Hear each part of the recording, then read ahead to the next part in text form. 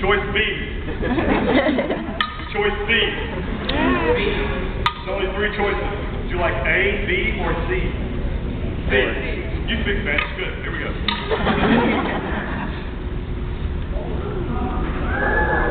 Mira, ma. Come on. Look, ma. That tastes like crap. No stick.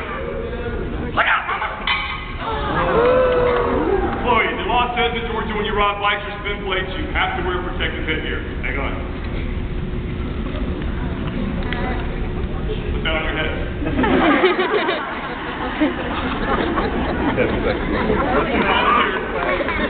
The one hand here. The one hand there. Stand on one foot. Look out there. Try not to look goofy. Let's hear it for Chloe.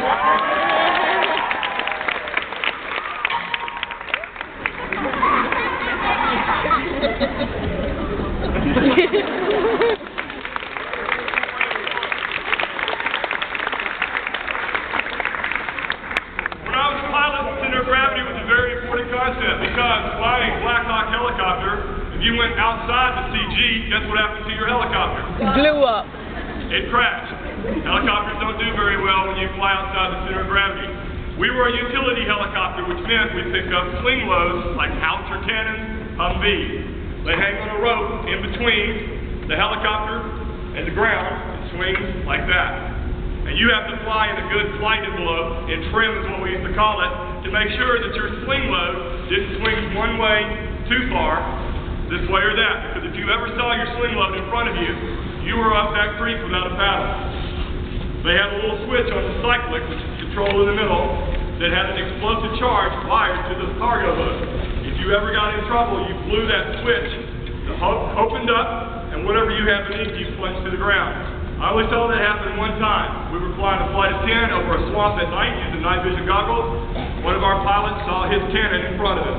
He said a word I can't repeat, pulled the switch, lost the cannon into the swamp. They never recovered the cannon. He paid for it 1 month at a time the rest of his Army career. So center of gravity is important for pilots, it's important for jugglers. When you do the center of gravity here, it's actually the middle. I never gave that as a choice. Closest one was out here. What jugglers call that is bediddling. I went around the center of gravity and then stopped, centrifugal force, took the sharp point of the stick right there. Don't use the flat point. That means more friction. Friction, you know, when 2 surfaces rub together, that force is created. I don't want a lot of friction. I want to have something called momentum. This plate will spin for a minute if I accelerate it, as long as the kid holds the stick still. I learned a long time ago, never ever tell a 4-year-old, whatever you do, don't shake the stick. They're going to go. And then this aluminum plate flies out into the audience, right towards the 3-year-old, and that's going to hurt. And it does. Now, I need a young male, very fast,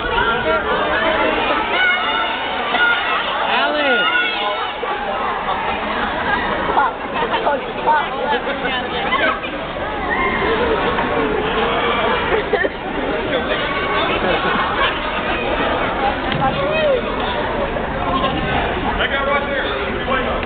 You. Yes. Oh, that guy again. He jumped over steps that were right in front of him.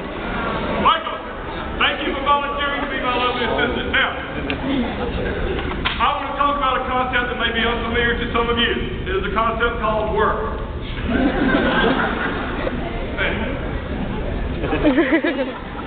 Don't talk when I'm talking. Now, I just worked. You know what I did? I pushed him. Anytime you push or pull, you're not pulling, you're pushing. Pull. Don't do that. Anytime you push or pull something over distance, we call that work. But, what's your name, lovely assistant? Michael. There are 6 very simple things that help Michael and I do all this work we're trying to do. They are called simple machines, and I brought a few. Simple machine number 1 is that blue pipe. When I announce you, Michael, bring it over, okay? And now, my lovely assistant will bring machine number 1. What are you doing?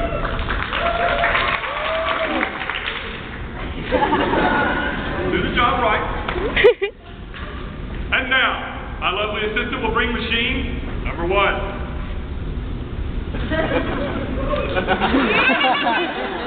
You be me, I'll be you. Now, my lovely assistant, ring machine, number 1.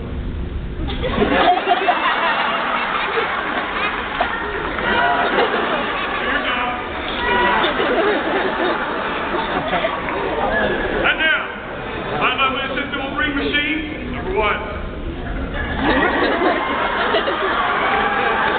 Now, I'm going to have to use them. It's so hard to find good help now, but let's identify this first machine. I know it's a pipe, I know it's a cylinder, it's a wheel or an axle. I brought a yogurt mat, so I'm going to put it on the floor right here, and I'm going to get machine number 2. Don't worry, I don't want you to get splinters. By taking this board and placing it on top of the pipe, and making the machine that Evel Knievel used to love. What is it? What is it? Somebody goes, ooh! What is it? A ramp, an inclined plane. Put 2 ramps back to back. What do we call that? Wedge. A wedge. That helps us split firewood and gets in our underwear. Now,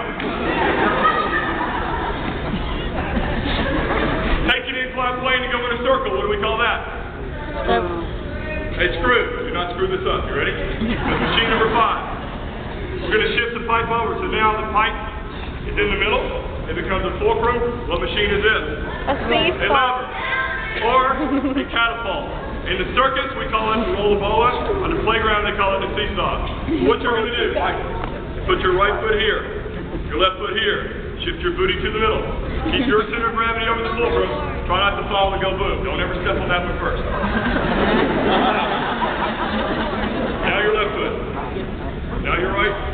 Push it over. He's scared.